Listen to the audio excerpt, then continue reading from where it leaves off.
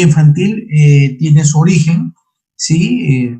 Validado por Nicolás Andri en el año 1741, donde él menciona en su postulado, en su obra, el arte de prevenir y corregir las deformidades del cuerpo en los niños. Entonces, dentro de ello, enfatiza que la prevención incluye la identificación precoz de la patología y para tener un mejor pronóstico.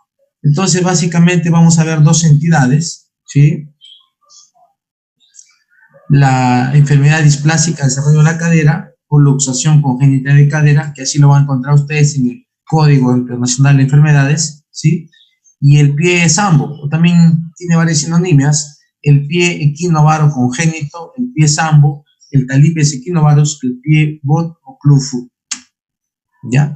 Entonces, cuando hablamos de displasia del desarrollo de la cadera, consideren que esta afecta la articulación coxofemoral, ¿sí? Y es multifactorial e incluye de modo estructural tanto la parte dura como la parte blanda, ¿sí? Tal es así que ya Klisic da una identidad más amplia sobre esto, ¿no? Dice, es un desorden dinámico, ¿sí? Potencialmente capaz de mejorar o empeorar. O sea, a eso le dicen, ¿no? Y obviamente en la prevención, en el diagnóstico precoz y el tratamiento adecuado está la tendencia a mejorar y en lo opuesto está a lo de empeorar, ¿sí?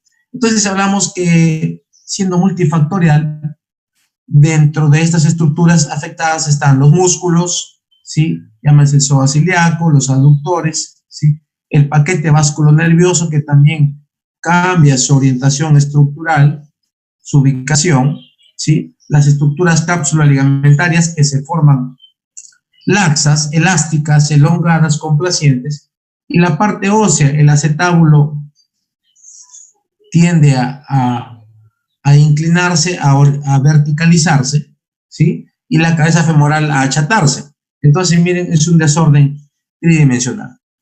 Entonces, tenemos estas estructuras que se afectan tanto a nivel de partes blandas y duras, ¿sí? Entonces, si hablamos de displasia del desarrollo de la cadera, ¿sí? Decimos que epidemiológicamente afecta aproximadamente de 1 a cada 5 por 1000 nacidos vivos. Esa es los datos que tenemos, ¿sí? Y que más predomina en el lado izquierdo, ojo, más que en el derecho, y que aquí tiene que ver la posición fetal, y que es más bilateral que solamente en el derecho, ¿ya? La relación varones-mujeres, en este caso, mujeres-varones 5-1, no ganan las damas, hay una tendencia a darse las damas, ¿sí? Y hay cierta relación entre el parto de nalgas, ¿sí? O el parto podálico, de 1 a 35 casos que se pueden relacionar. El primogénito también tiene cierta relación a esta situación, ¿sí? Y antecedente familiar con historia familiar del 10%. Según la raza, los blancos, los gringuitos ganan a los negros y es menos en los chinos, ¿ya? Así está la estadística. Entonces, el cuadro clínico, como bien vimos nosotros, en la clase de semiología ortopédica hay datos clínicos muy orientativos, ¿sí? Entonces, si nosotros consideramos al neonato y tenemos que hacer una pesquisa, sobre todo en las caderas, miren, lo básico que tenemos que hacer nosotros son el test de Ortolani, este es lo básico, ¿sí? Hacer las pruebas de Ortolani y Barlow a unos neonatos porque ya tenemos, podemos, es una indicación universal realizar estas pruebas, puesto que permiten identificar, prevenir y tratar. Entonces, miren, el test de Ortolani, que consiste que al neonato, ¿sí? O al niño menor de 6 meses en promedio, ¿sí? Le vamos a sujetar las rodillas con las caderas abducidas y vamos a hacer una presión digital de posterior a anterior, ¿sí? De tal manera que nosotros intentamos provocar una luxación anterior de la cadera, ¿sí? Obviamente, esta no se va a luxar si no hay condiciones, ¿sí? Y, caso contrario, si hay laxitud, se va a producir por lo menos un sonido, un clic, ¿sí? Un clic es un sonido habitual que se podemos nosotros percibir. Y el test de Barlow es lo inverso, miren, es lo inverso, ¿sí? Que hay que hacer intentar presionar, ¿sí? Para producir una luxación posterior. Entonces, estos dos tests son útiles para producir una displasia, ¿sí? Para identificar algunos hallazgos relevantes de una displasia de cadera desde el punto de vista clínico. Entonces, básicamente, esto se hace en los niños que no deambulan, ¿sí?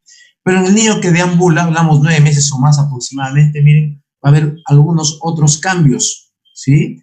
Dentro de ellos vamos a identificar el test de Galeazzi. ¿En qué consiste? Al niño lo ponemos en decúbito dorsal y miren, flexionamos las rodillas y vemos que una rodilla aparentemente está más baja que la otra. Y esto implicaría que la cabeza femoral está ascendida y por esto tiende a estar más acortada la rodilla, en apariencia, ¿sí? Entonces la rodilla acortada es la más baja. Esto se llama el test de Galeazzi positivo. En este caso sería para el lado izquierdo, ¿ya? Y la otra prueba es el test de Trendelenburg. Simplemente hay que hacerlos deambular, ¿sí? Donde anatómicamente cuando uno deambula y está en monopedestación, la pelvis se inclina al lado afectado, al lado normal, ¿sí? Que es al lado que hacemos el apoyo de carga. Sin embargo, en caso de displasia de cadera hay insuficiencia de los abductores, especialmente el glúteo medio. ¿Y qué pasa? Miren, la cadera bascula, ¿sí? O se inclina al lado contralateral, ¿sí? Se ve asimétrica. Esto se llama el test de Trendelenburg positivo. Algunos otros hallazgos que podemos identificar son que ya que el miembro afecto tiene menos uso, tiende a haber trofismo muscular disminuido del cuádriceps, ¿sí? Se ve más flaco, ¿sí? Otro hallazgo que podemos ver en esta interfase de periodo de niños, ¿sí? Que entre no deambulan y deambulan es que vamos a ver los pliegues glúteos asimétricos. Esto nos puede predecir datos importantes. ¿Hasta aquí alguna pregunta, Claudia? ¿Claro? Sí, doctor. Muy bien. Seguimos. Entonces, cuando hablamos de la clasificación y los niveles de gravedad, vamos a establecer 3 tipos, miren. Partiendo de que esta es una cadera normal, donde hay una congruencia acetábulo-femoral, y partimos de alteraciones de estas, ¿sí? Dentro de estas alteraciones vamos a tener una cadera llamada subluxable, subluxable, donde el contacto entre las superficies articulares disminuye, pero no se elimina, ¿sí? Entonces está, digamos, en una fase incipiente. En otra fase ya se llama cadera en subluxación, ¿no? Donde hay un contacto parcial de las superficies articulares y la cabeza del fémur está excéntrica, sí está excéntrica, notoriamente, ¿ya? Notoriamente, pero no del todo, ¿sí? Y una cadera luxada, ¿sí? Que es esta, miren, evidentemente, hasta vemos una total incongruencia acetábulo-femoral. No hay contacto de las superficies, ¿sí? Y miren el ligamento redondo, ¿no? Diagramáticamente se ve elongado, laxo, que es el punto de referencia que nos diría dónde está el acetábulo normal y dónde estaría la cabeza en su posición habitual, ¿ya? Estos 3 tipos se pueden dar. Entonces, a ver, ¿quién es Julio, ¿tú vas a exponer hoy día el tema o no? Yo, doctor, expongo hoy día. No, doctor. Entonces tú no vas a ser la responsable. Julio, ¿tú expones hoy día o no? No, doctor, yo no expongo hoy. No expones. Entonces activa tus parlantes. Vamos a entrenar contigo. Ok. Si no, te enviamos una recarga ahorita. Ya. Julio. Entonces, mira, vamos a hacer un entrenamiento de lectura. Porque esto les puede venir para su ECOE. ¿Ya? Lectura radiográfica de una cadera displásica, por ejemplo. ¿Sí? Hallazgos, ¿no? O referencias. Entonces, miren, tenemos el diagnóstico de estas patologías es por sospecha clínica, que obviamente hay un cuadro florido, evidente, ¿no? Si uno puede interpretar los hallazgos al examen físico, a la inspección y a la evaluación de la movilidad coxofemoral, ¿sí? Y lo complementamos con 2 radiografías, ¿ya? Una radiografía de pelvis anteroposterior o frontal, ¿sí? Y una radiografía de pelvis que también es anteroposterior, pero con las caderas abducidas, más conocida como la posición de Von Rosen o la del sapito. ¿Se has visto el sapito cuando camina, Julio? Sí, doctor. Sí, flexiona las rodillas y abduce las caderas, ¿verdad? Abiertas un poco. Para dar un salto. ¿Sí? Esa se llama la posición de Von Rosen, ¿ya? Entonces, pero en una radiografía anteroposterior ya podemos nosotros identificar algunos hallazgos importantes. Miren, la cadera derecha es la normal, ¿ya? Y la izquierda es la anormal o displásica, ¿sí? Entonces, asumamos que el niño tiene huesos inmaduros, por lo tanto, lo que vendría a ser su cabeza femoral a futuro se llama núcleo de osificación, ¿sí? Y hay el cartílago irradiado en esta zona, ¿sí? Hay estructuras osteocartilaginosas a nivel de la sínfisis púbica, a nivel acetabular. De tal manera que un parámetro que nos va a permitir identificar es el siguiente. Miren. Primero trazamos una línea media central longitudinal, ¿sí? Y luego, miren, en el centro del cartílago trirradiado, ¿sí? Atravesamos una línea transversal, la línea roja. Julio, ¿estás siguiendo? ¿Estás en sintonía? Sí. ¿Sí? La línea roja es la línea de Hingelreiner, ¿ya? Hingelreiner se llama. ¿Ya? Por si acaso, no es la piscina Gildemeister, ¿eh? Es la Hingelreiner. ¿De Julio? Sí, Listo. Y esa es la transversal, esta es la roja. Y con respecto a esta línea roja, nosotros vamos a tratar una perpendicular, que es una línea azul que pasa por el borde lateral del acetábulo, tanto en el lado normal como en el lado anormal, ¿sí? Y esta línea se llama la línea de Perkins, ¿sí? Perkins. Entonces, teniendo estas dos líneas, concéntrate aquí, Julio, ¿sí? Podemos tener algunos hallazgos importantes. Miren. Identificamos el núcleo de osificación de la cabeza femoral. Con respecto a estas dos líneas, ¿sí? La cabeza femoral, ¿en qué cuadrante se encuentra?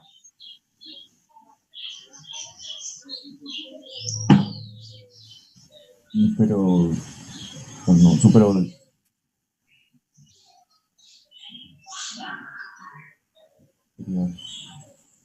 Super externo, doctor.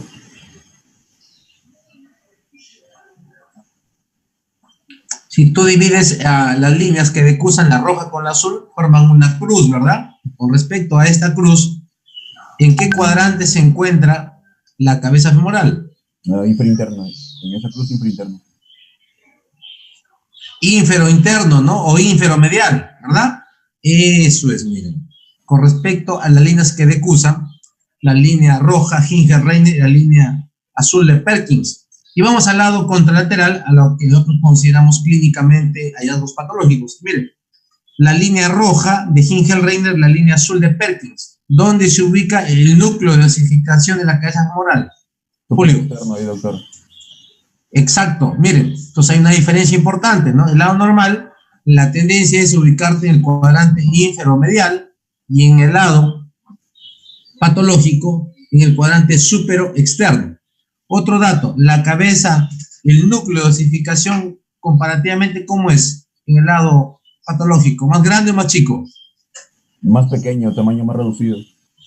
Se llama hipoplásico, ¿sí? Hipoplásico, entonces. Otro hallazgo, seguimos. Si nosotros trazamos, miren, una línea, esta línea violeta, del borde inferior del acetábulo al borde superior,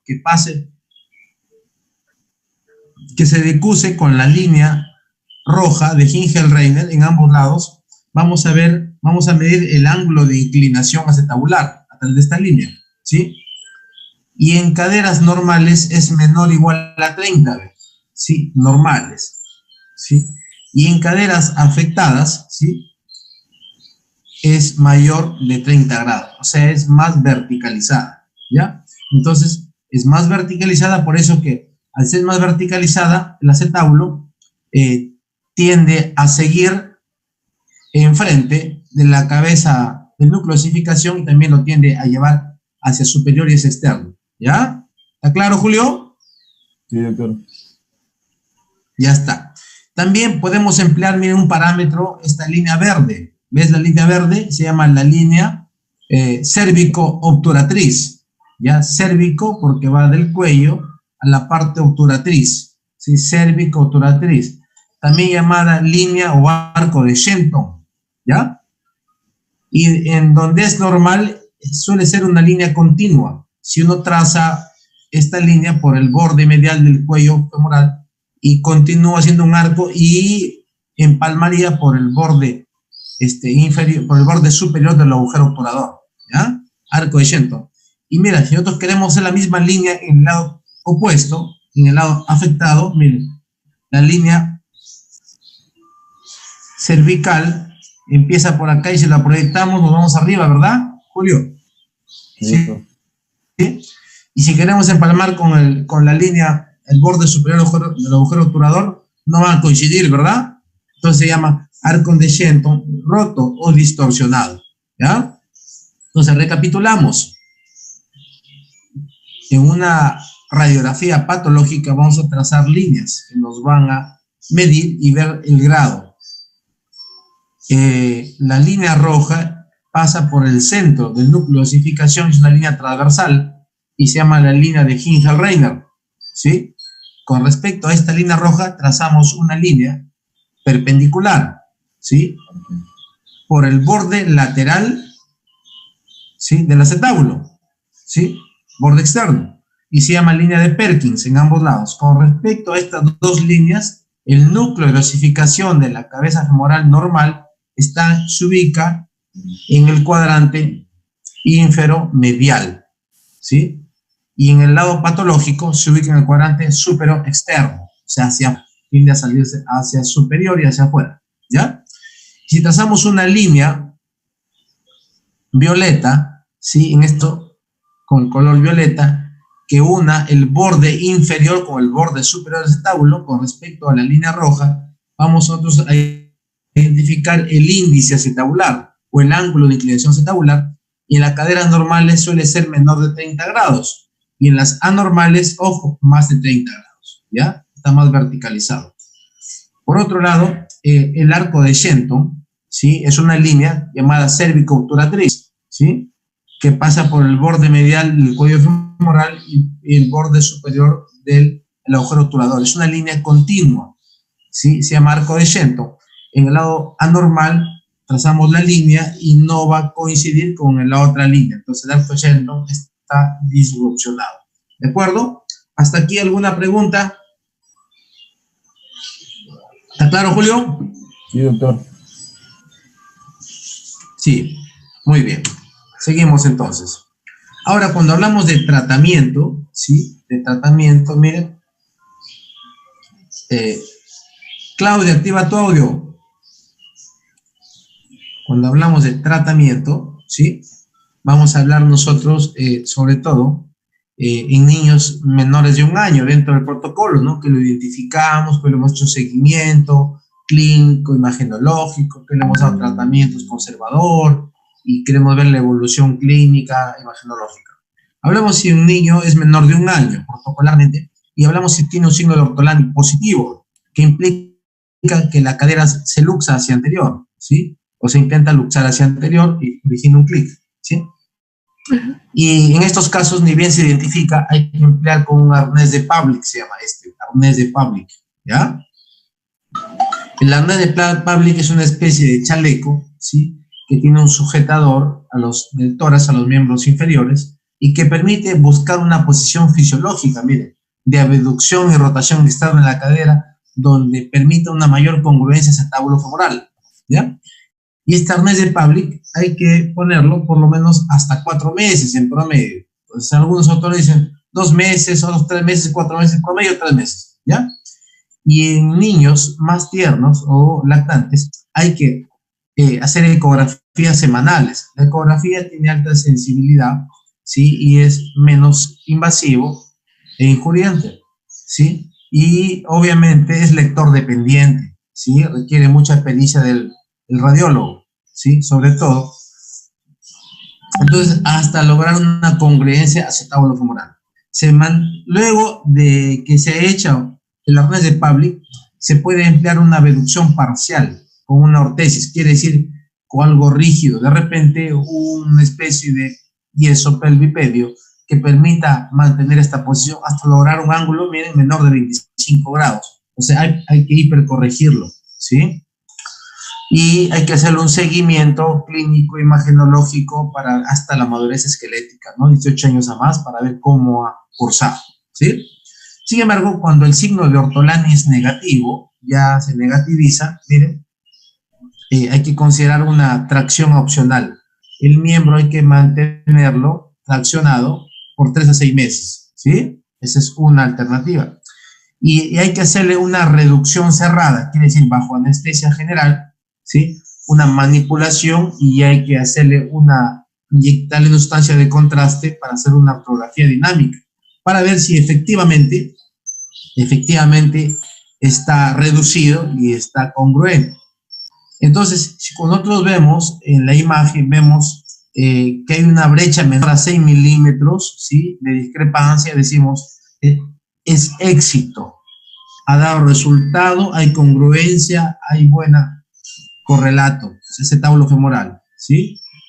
Pero si la brecha es mayor a 6 milímetros, decimos, no ha mejorado, ¿sí? Este es un parámetro, sobre todo imagenológico, ¿sí? Que nos dice más o menos tolerancia, más de 6 milímetros no ha mejorado, ¿ya? Si ha habido éxito y hay mejora, volvemos al esquema ¿no? Una ortesis con espica, significa un yeso, ¿no? Y seguimos toda la secuencia hasta mantener un ángulo coxofemoral o un ángulo de inclinación acetabular en lo posible menor a 25 grados y le hacemos su seguimiento clínico imagenológico, ¿sí? Pero en el caso de que ya se obtiene inestabilidad en la cadera y un fracaso, ¿sí? En la ortografía, nosotros vamos a considerar al niño, sobre todo que pasa el año, ¿no? Donde ha triplicado su peso, donde ya podemos tener un mejor estado fisiológico, pensar en una cirugía, porque el tratamiento conservador inicial ha fracasado. Esto se llama reducción abierta, ¿sí? La cirugía, que puede ser por un abordaje medial o anterior, esto queda a criterio, digamos, del equipo de cirujanos ortopedistas. Hasta aquí, Claudia, ¿alguna pregunta? Doctor, ¿ustedes qué abordaje emplean más, el anterior? Para la reducción. Mira, para precisar la información, en Hospital Lasarte yo tengo trabajando 13 años, ¿ya? De los 13 años, no he visto ninguna cirugía de corrección de displasia de cadera. Ninguna. Me ha tocado ni de ayudante, siquiera. De tal manera que nosotros lo manejamos de modo conservador y en algunos casos lo referimos cuando hay evolución tórpida al Hogar Clínica San Juan de Dios, ¿ya? A los que no son asegurados. Los que son asegurados lo enviamos a Almenara por jurisdicción y a zona norte, corresponde Almenara recepción a zona norte, ¿no? Y hay una unidad de ortopedia. En pediatría funciona ortopedia pediátrica, no en traumatología, en pediatría. Entonces, los colegas que conozco, que los he conocido en San Juan de Dios, manejan el abordaje medial, lo manejan muy bien, ¿sí? Entonces, vale decir, todo residente de traumatología tiene un estágio de más o menos 2 meses por Clínica San Juan de Dios. Y en esos 2 meses, más o menos, he visto 3 cirugías por semana en displasia de cadera, ¿sí? Y la que más frecuente hacen es la medial, ¿sí? Pero es a criterio del cirujano, comodidad, preferencia, experiencia, éxito, etcétera, ¿ya? Pero en realidad es una puerta, recuerden, el abordaje es una puerta de ingreso, lo haces por la puerta que más te parece adecuado, que más la dominas. El objetivo ya no es tanto cosmética, ¿no? Porque las sesiones son amplias, grandes, para manejar la parte acetabular, femoral, ¿sí? O incluso la zona ilíaca, ¿no? Al hacer osteotomías. Sin embargo, el objetivo es que haya una articulación congruente, ¿no? Y sea funcional. ¿Qué más, Claudia? Eso, sí, principalmente. Muy bien, seguimos entonces. Entonces, por aquí, una de las técnicas, miren, es el abordaje anterior, una de las técnicas, ¿no? Y se llama el abordaje de Sommerberg. Esa es la que he visto que se aplica, ¿no? Entonces, ¿qué consiste? La cadera está displásica por naturaleza, con una incongruencia acetabulofemoral, con una laxitud ligamentaria, ¿sí? y una ubicación de la cabeza femoral en la parte superior externa, y un acetábulo un poco verticalizado, ¿sí? Parado, entonces lo que conlleva o condiciona inestabilidad. Entonces, hablando bien del cirujano con los padres, ¿no? Con el pequeñín, y bueno, se hace bajo anestesia general, se hace en posición de cúbito dorsal, se hace un abordaje, miren, en silueta de bikini, de la espina ilíaca anterolateral a la espina ilíaca anteroinferior, hasta acá se hace un abordaje, ¿sí? Y se diseca por planos y se liberan los tendones del ilíaco, del sartorio y del recto. Se los secciona temporalmente, ¿sí? Se llama tenotomía. ¿Por qué? Porque esto lo mantiene la cadera elevada y luxada, entonces lo relaja, ¿sí? Y se hace una incisión en el borde a nivel del limbo acetabular, en esta zona, ¿sí? Y se hace una incisión en forma de T, una transversal, ¿sí? Y una longitudinal al eje de la cabeza y del cuello femoral, ¿sí? Entonces una incisión en T, y miren, encontramos nosotros la cabeza femoral y el ligamento redondo, que suele estar hipertrofiado, grande, ¿sí? ¿Y qué se hace? Ese es el punto de referencia.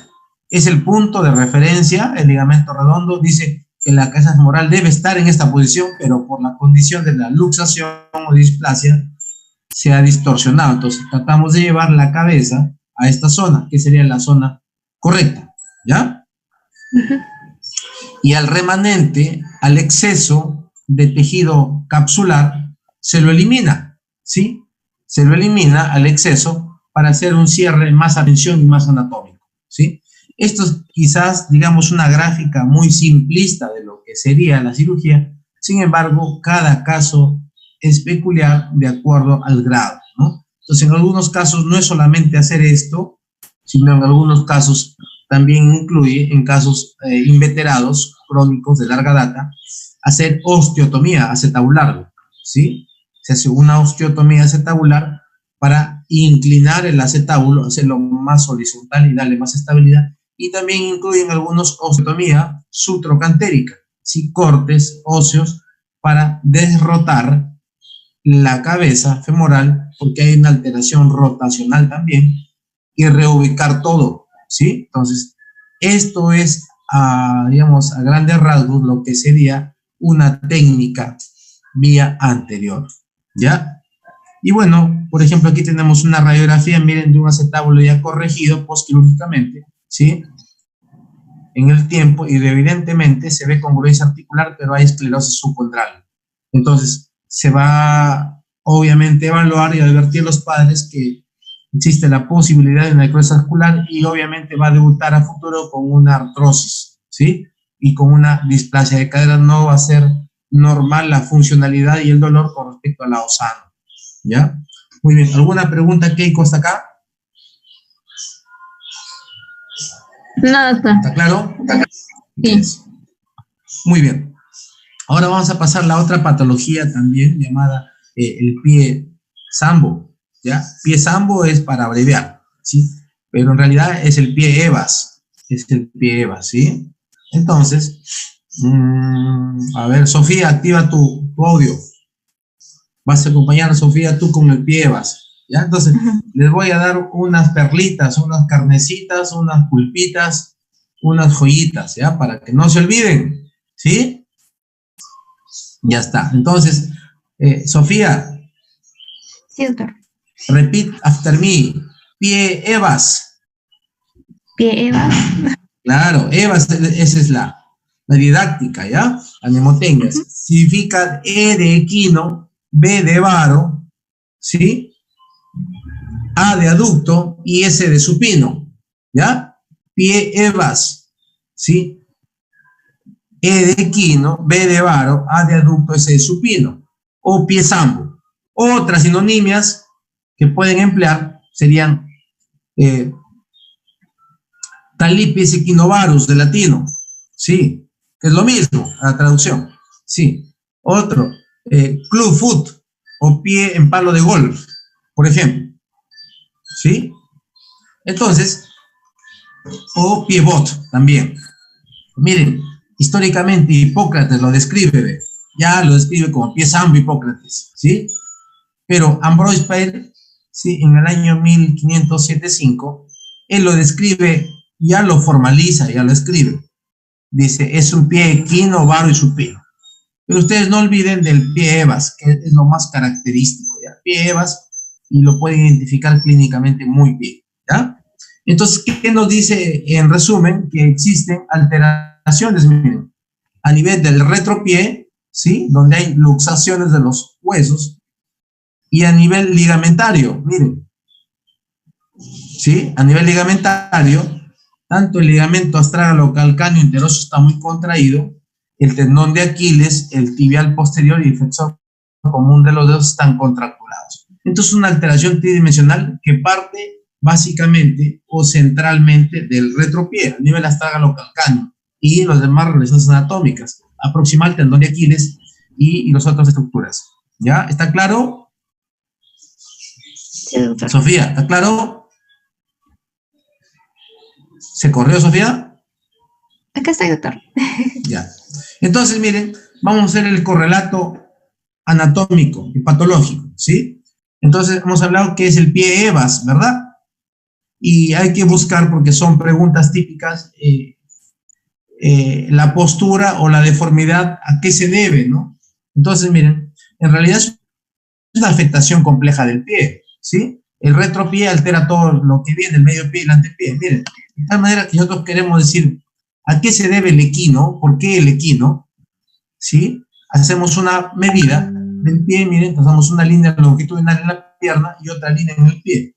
Y miren, y se ve que el talón está levantado, ¿verdad? Como si usara taco, ¿de acuerdo? Esta postura en equino se debe a la contractura del tendón de Aquiles. Contractura del tendón de Aquiles, ¿sí? Y si queremos ver el varo, ¿por qué adopta el varo el pie? ¿Sí? Miren, el varo se mide a nivel del retropié, y una línea longitudinal posterior en la pierna y otra línea longitudinal en el calcáneo. Y se ve, miren, que el calcáneo tiende a irse hacia afuera, se llama varo, varo del retropié, ¿sí? Entonces, el varo del retropié obedece a que hay una contractura del tibial posterior que está acá. Esto es lo que hace que lo jale y lo lleve al varo, al retropié, ¿sí? Entonces, el varo se debe a la contractura del tibial posterior, ¿ya? Ahora, las demás características, miren, tanto el supino, el cabo y el aducto, ¿sí? El supinación, el cabo y el aducto, ¿sí? Se dan en el antepié, en el medio pie y antepié. Miren, ¿a qué se debe? A que está contracturado el aductor del halus, ¿sí? Contracturado el aductor del halus. Miren, el aducto es del medio pie, miren.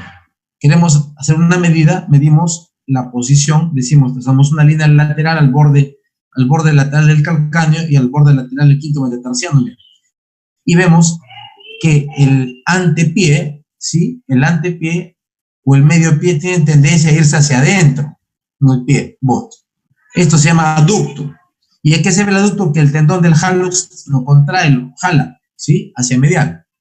Y la postura en cabo es lo opuesto al pie plano, o es un arco plantar pronunciado, miren. Medimos el arco a nivel del pie, una línea longitudinal, ¿sí? Que pasa por el primer dedo, y otra línea que la decusa, el eje, y decimos, tiene un arco plantar marcado, miren, pie-cabo. Entonces, el supino, el cabo y el aducto del antepié se debe al aductor del hallux. ¿De acuerdo? ¿Está claro, Sofía?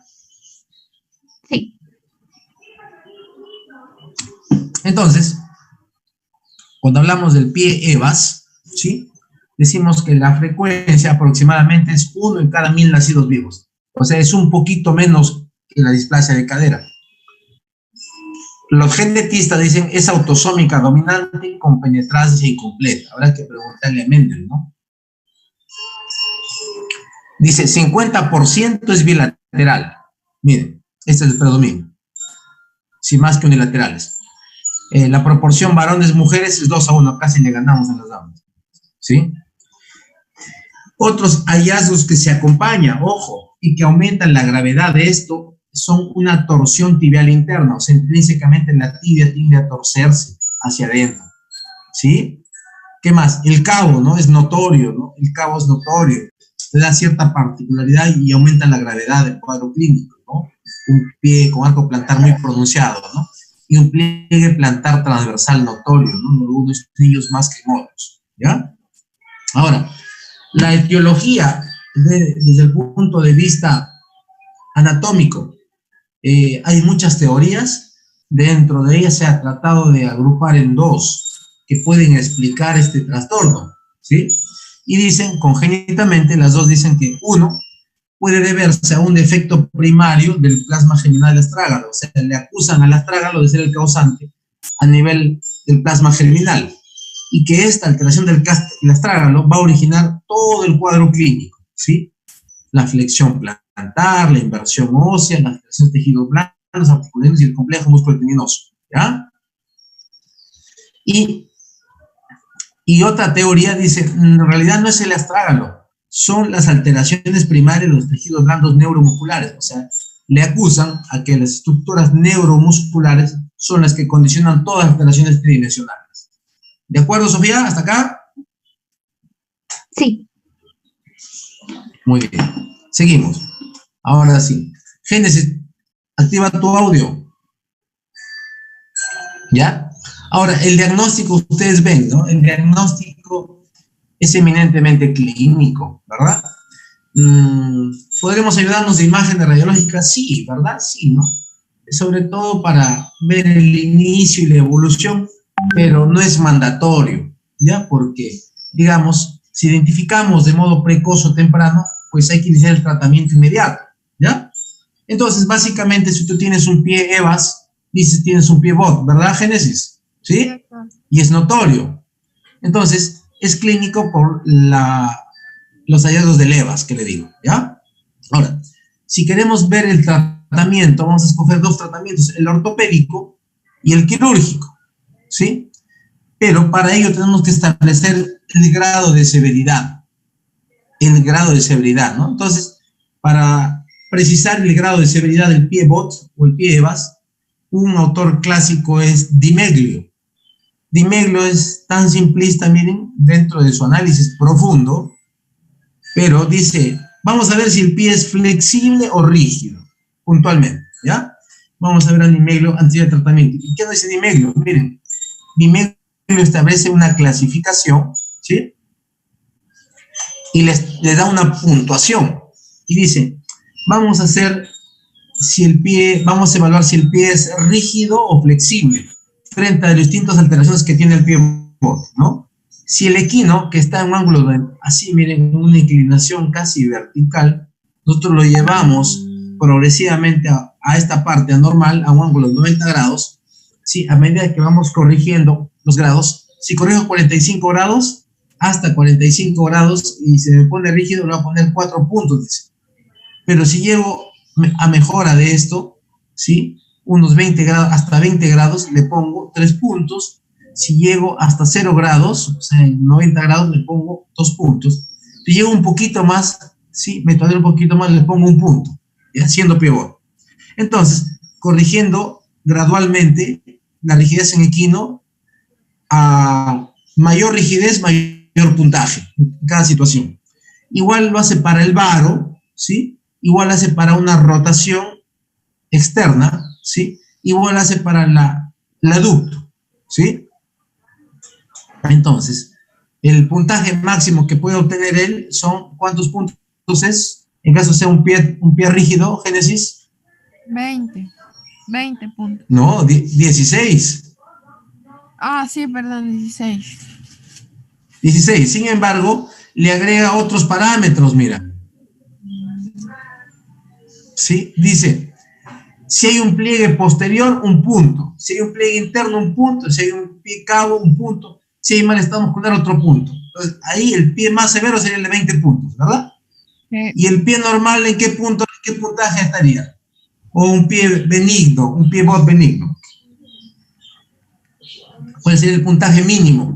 Para decir, es un pie flexible, ser cuatrero, ¿verdad? 4, claro que sí. Entonces, miren, aquí está la clasificación, dice, 4 grados, dice. El 1 es benigno, menos a 5 puntos, y es reductible, o sea, tratamiento conservador.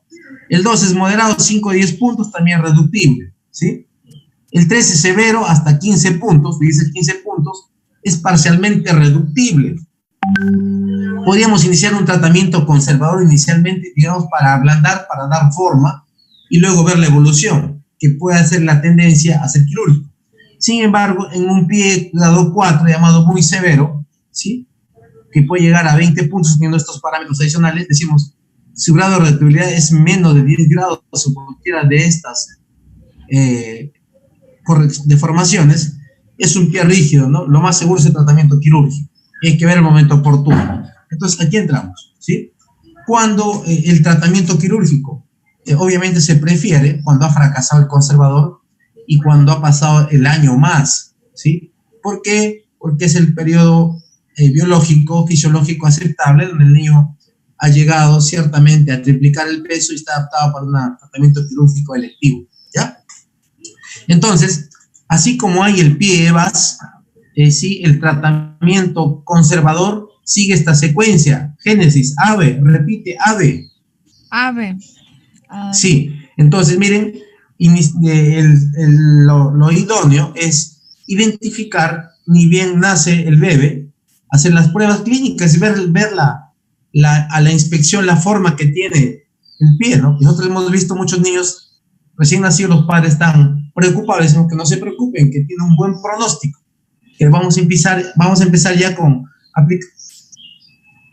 aplicando los yesos correctivos. Y los yesos correctivos o yesos moldeantes obedece a la técnica, a la herencia del profesor Ponseti. Ojo, es Ponseti, no es Pansetti, ¿ya? Porque es flaquito, Ponseti, ¿ya?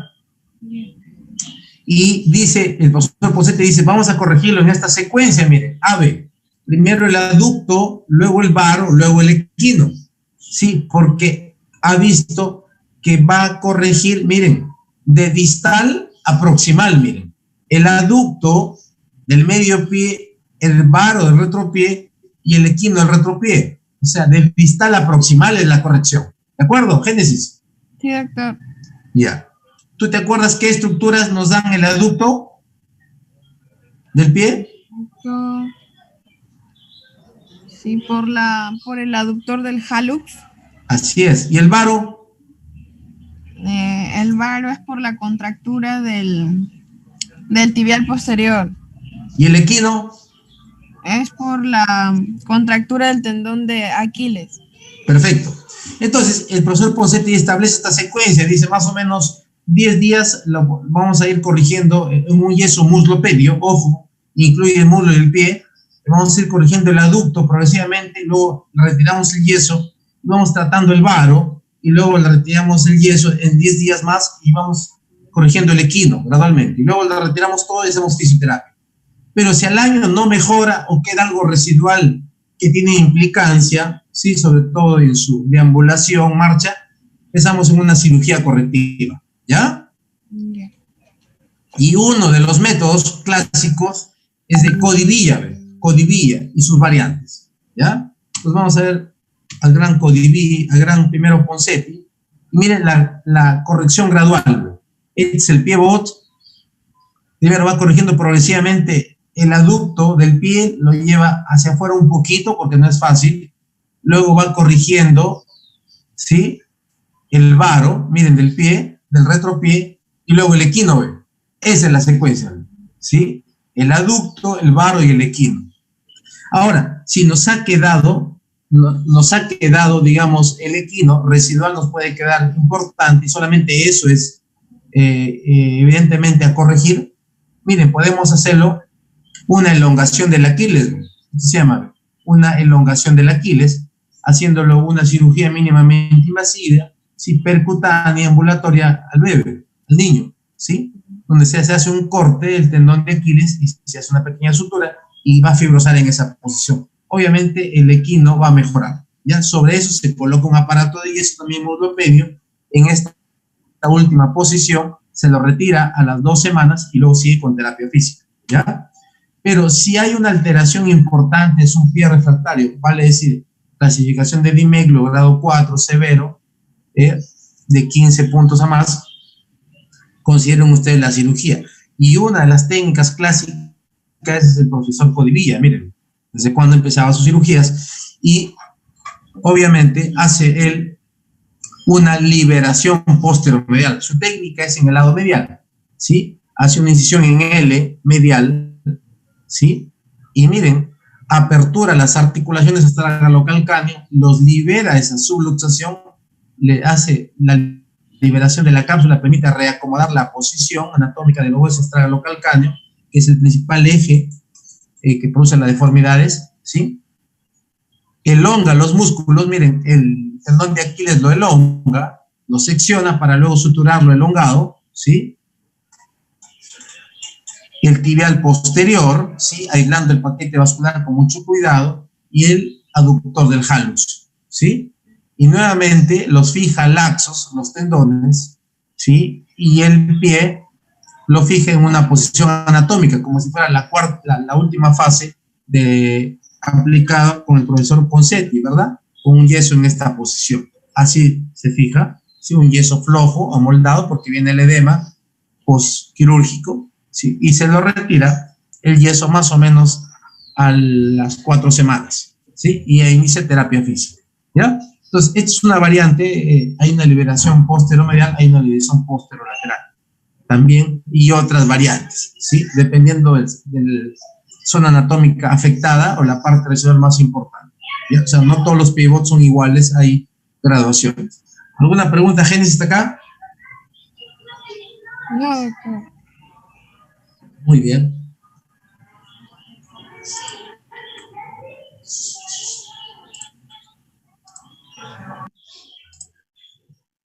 Entonces, no me queda otra cosa más